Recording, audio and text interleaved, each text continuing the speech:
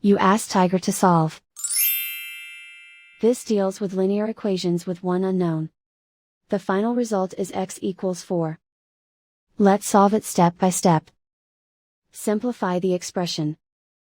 Group like terms.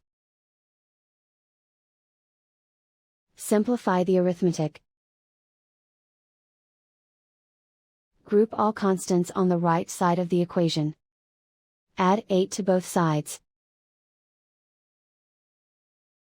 Simplify the arithmetic.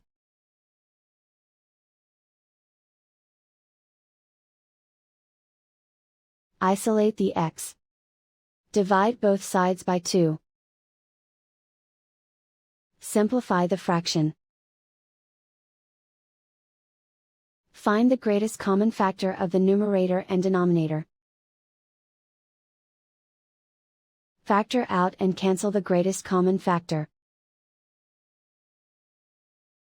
And so the final result is x equals 4.